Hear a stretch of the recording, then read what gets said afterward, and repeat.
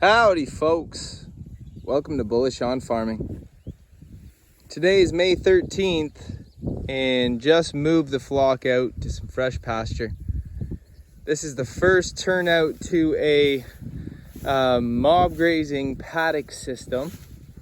We did have the sheep trained to wire in what used to be a horse barn. It has two paddocks that are probably about 1/3 of an acre each. And well, right now we have 5 ewes separated off who just landed on the farm.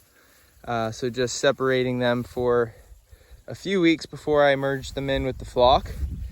But the flock that's been together since the fall time, which includes 10 ewes and 10 ewe lambs, and a ram, and our guard dog Winter, who's 9 months. This will be the first time that they'll be in a paddock within a multi-acre field. And we're using the 2-strand poly braid. I got 2 separate reels running each line. I was thinking of doing 1 reel and looping back, but I thought if anything happened with the fence, it'd be more of a pain than it needed to be to sort things out. So, you know, I just got 2 reels, and the width of this field is probably something like 100 meters. Put this shade structure together today. You know, I was thinking for about 20 sheep, what could I do that was do it yourself and kept it easy to move, easy to fix, and low cost. And that was a couple cattle panels and then a 20 by 16 foot tarp that I just folded in on itself nice and tight. And I think those cattle panels are about 4.5 feet wide that way. So that's about 9 feet long, or deep, I should say. And you know, they could probably do with that. Those trees offer shade in the morning, but in the late afternoon, when the sun's over their heads, there's not much shade in this field. So I thought something like that might do the trick. You can always add another one, but let's see how that goes. Weather's been great this week, in the 20s, using up all the moisture that we've gotten, but we could use some more, but we can't complain. I mean, May 13th, and this is a stronger end of the field, but you should see down there, it's like the sheep are swimming. It's pretty lush over there where you see our dog. But yeah, let's take a look at our flock. You know, we grabbed 5 Dorpers in the fall and then 5 Katahdins, and we found the Katahdins had twins more often. But the Dorpers that have singles, they're a good size. That's not to say that the Katahdins who had a single aren't a good size. This one right here with that white stripe, that's about a 2.5 to 3 month old lamb. It's nice and meaty. And we've had it on grass for about a week, maybe a bit less than that, 5 days. But, you know, it's been nursing from mom, and she's been on hay. And, you know, that's a twin there. And that twin is 2 months old. The twin being the brown on the outside here. You can see some of these black with the white stripes. They're meaty. Our lambs are looking good, folks, and our ewes, they're holding up. The Katahdins, most of them had twins. You wouldn't know it. Some of them still have, or they have their 3-month-old twins on them. And that Dorper who doesn't shed too well is one of them. They're looking plump, but they've been eating good. We did do bale grazing in the winter. However, you know, we sectioned off those paddocks and had some green to offer in the past week in those horse paddocks. Now we're on here, and there is a plenitude of grass for these ruminant animals, and clover, a good pasture mix. And I installed water lines all throughout this field, poly pipe valves and extension hoses to reach anywhere you'd want to build a paddock. But I still need to build the extension hose for this. But because a flock this size doesn't drink that much water, it seems, course, they will drink more in the heat. I just have a, what is it? I want to say is a 40 gallon? No, it's a 15-gallon stock tank. I was gonna go with the 40. I said, no, let's just get a 15. Between the dog and the sheep, we don't need a 40. This is where I dropped the bale in the winter. It was a big old hole right in this field. You could probably tip a tractor.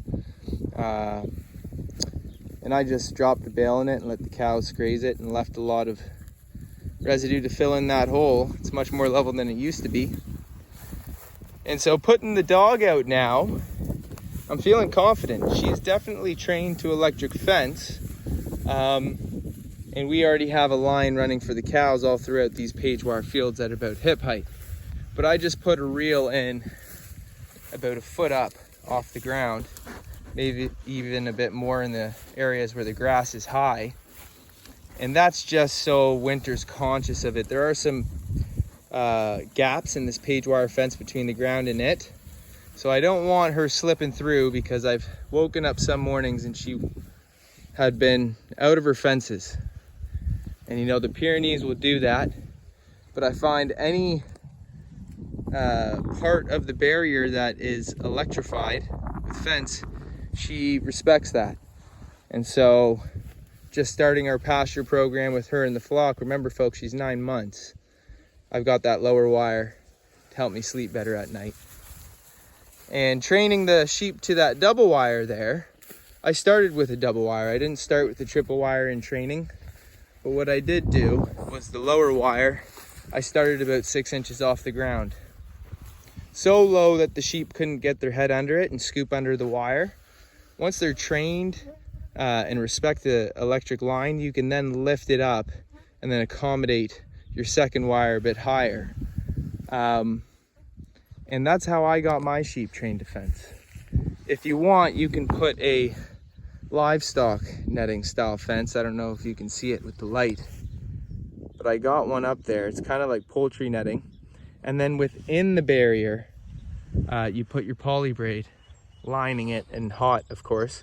That's what I'm doing right now for the bull, who comes out of the barn and he's not electric trained yet. But take a look at the sheep over here, swimming.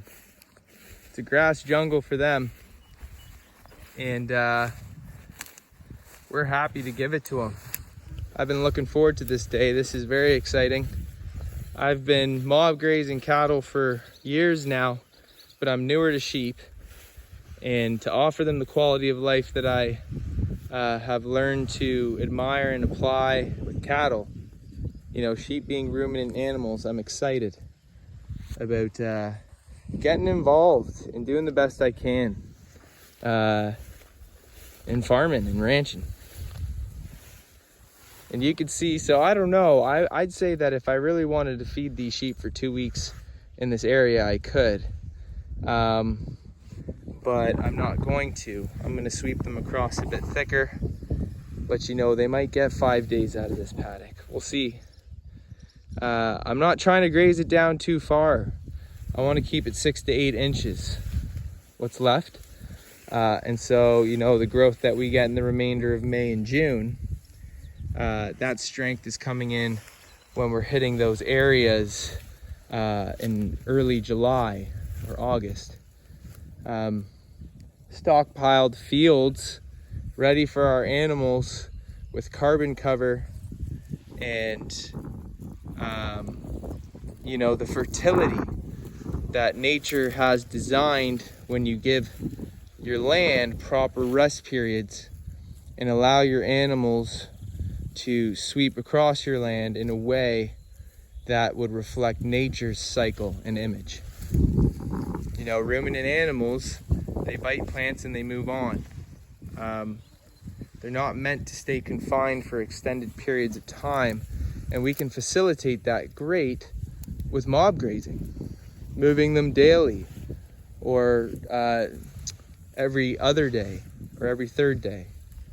Whatever works for you, but keeping the animals moving, keeping them well fed, and nurturing your land while you're feeding your animals is just a joy.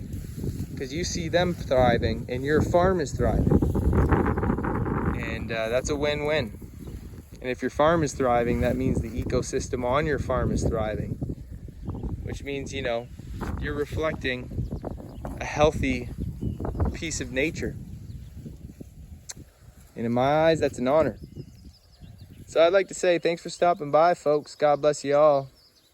See you on the next one.